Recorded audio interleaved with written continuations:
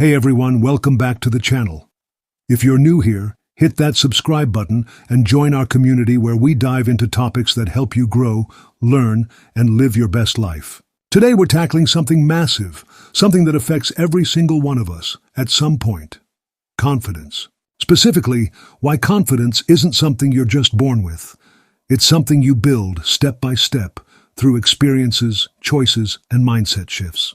This is going to be a deep dive, so grab a coffee, get comfortable, and let's explore why confidence is built, not born. Let's start with a question. Have you ever looked at someone who seems to radiate confidence, like they walk into a room and own it, and thought, wow, they must have been born that way? Maybe it's a colleague who nails every presentation, a friend who's fearless in social settings, or even a celebrity who seems to have it all together. It's easy to assume that confidence is a natural gift, something hard-coded into their DNA. But here's the truth, that's a myth. Confidence isn't a trait you're handed at birth, like eye color or height. It's a skill, a muscle you develop over time through effort, failure, and growth.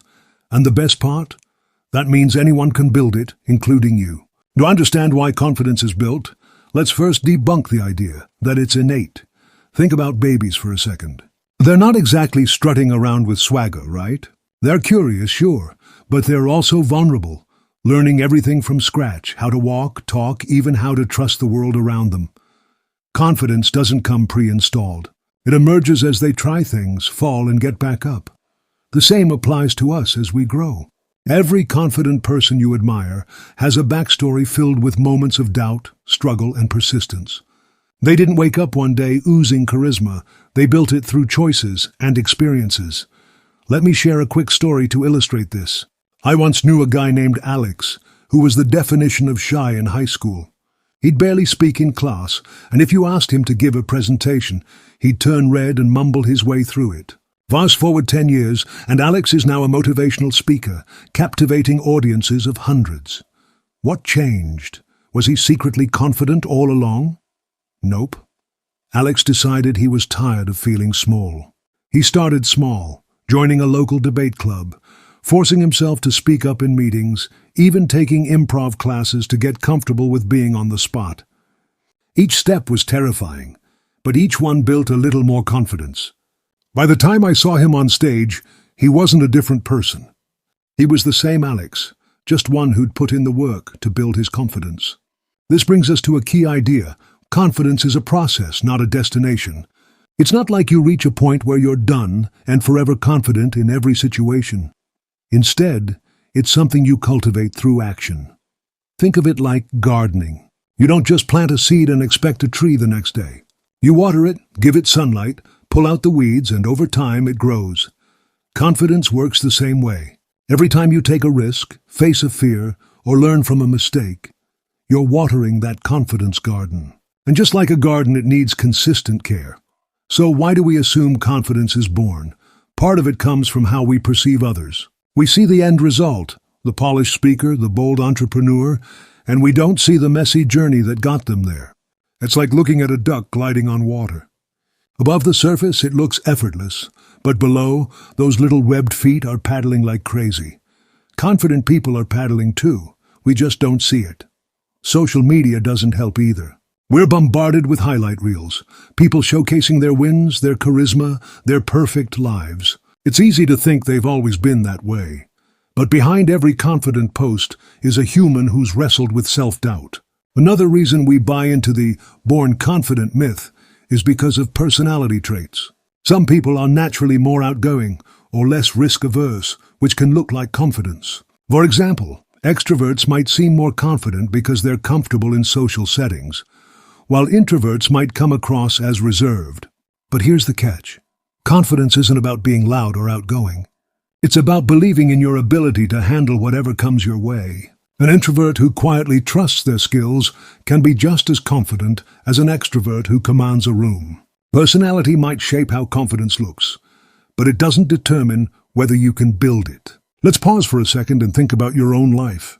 Can you remember a time when you felt unconfident, maybe terrified, and still pushed through? Maybe it was asking someone out, applying for a job, or even speaking up in a meeting. How did it feel afterward? Even if it didn't go perfectly, didn't you feel a tiny bit stronger? That's confidence being built, right there in the moment. It's not about the outcome, it's about the act of showing up.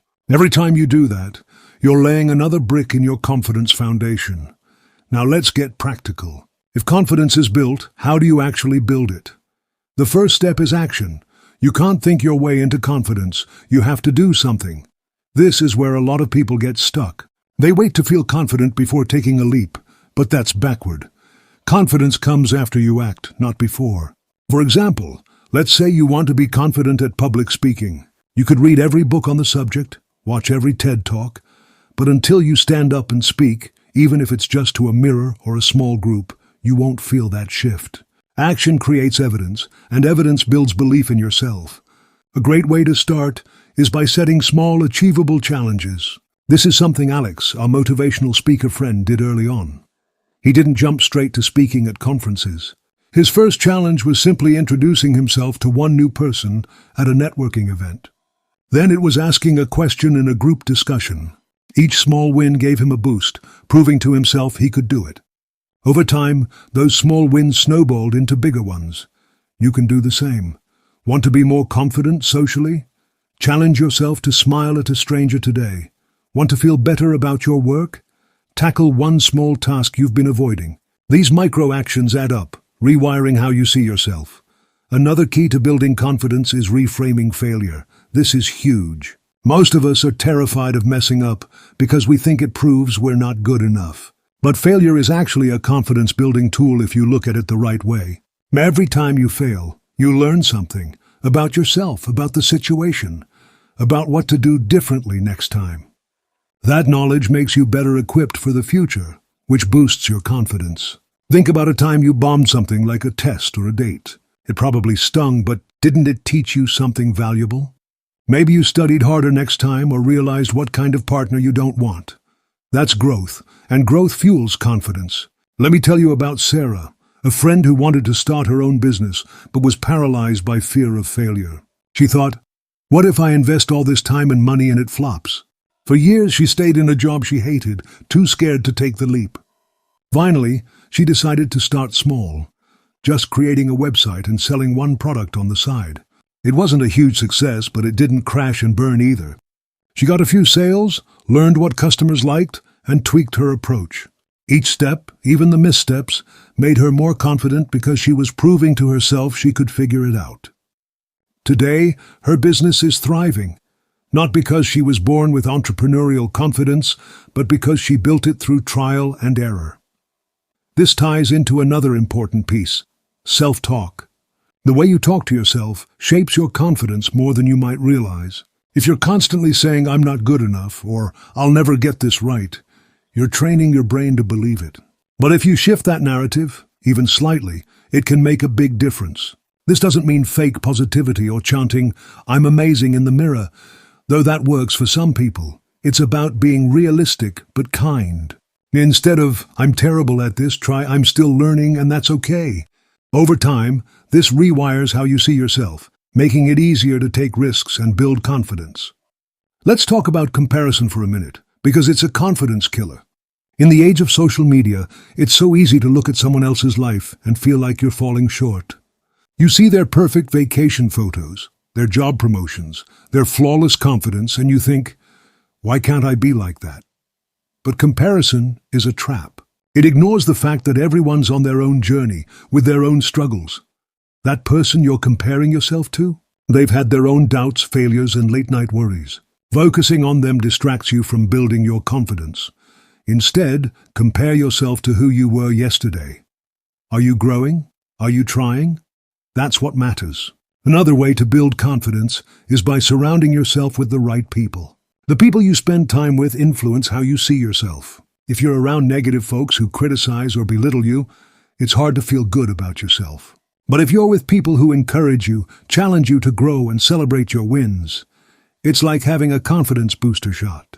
This doesn't mean you need to ditch all your friends, but be intentional about who you let into your inner circle. Seek out people who inspire you to be your best self, whether that's a mentor, a supportive friend, or even an online community. Let's not forget about preparation. Confidence often comes from knowing you're ready. If you're nervous about a job interview, for example, practicing your answers and researching the company can make you feel more in control. It's not about being perfect. It's about giving yourself the tools to handle the situation. I remember preparing for my first big presentation at work. I was a nervous wreck, but I spent hours practicing in front of a mirror, timing my slides, even recording myself to catch any weird habits. By the time I got to the actual presentation, I wasn't fearless, but I was prepared, and that gave me the confidence to get through it. Physicality also plays a role in confidence. This isn't about looking a certain way, it's about how you carry yourself. Studies show that things like standing tall, making eye contact, or even smiling can trick your brain into feeling more confident. It's called embodied cognition. When you act confident, even if you don't feel it, your brain starts to catch up. Try this. Next time you're feeling unsure, take a deep breath, pull your shoulders back, and stand like you own the room. It sounds simple, but it works. Over time, these small physical habits become second nature, reinforcing your confidence. Let's talk about setbacks, because they're inevitable. Building confidence isn't a straight line. There will be moments when you feel like you're back at square one. Maybe you bomb a big project, or a relationship falls apart, or you just wake up one day feeling like a fraud. That's normal. The key is to not let those moments define you. Confidence isn't about never doubting yourself. It's about moving forward despite the doubt. When you hit a setback, take a step back, reflect on what happened, and ask, what can I learn from this? Then keep going. Each time you do, you're proving to yourself that you're tougher than you think. One thing I've noticed is that confidence often grows in unexpected places. Sometimes it's not the big wins that make you feel capable, it's the quiet moments. Maybe it's finishing a book you've been meaning to read, or cooking a meal from scratch, or having a tough conversation with someone you care about. These small acts of courage and competence add up, creating a foundation you can lean on when bigger challenges come. So pay attention to those moments. Celebrate them. They're evidence that you're capable of more than you realize. Let's zoom out for a second and think about why confidence matters. At its core, confidence is about trusting yourself to navigate life's uncertainties. It's not about being fearless or perfect. It's about believing you can handle whatever comes your way, even if it's messy. That trust opens doors. It lets you take risks, chase dreams, and build meaningful relationships. Without confidence, it's easy to stay stuck, playing it safe, avoiding anything that feels too big or scary. But when you build that trust in yourself, the world feels less intimidating, and you start to see possibilities you never noticed before.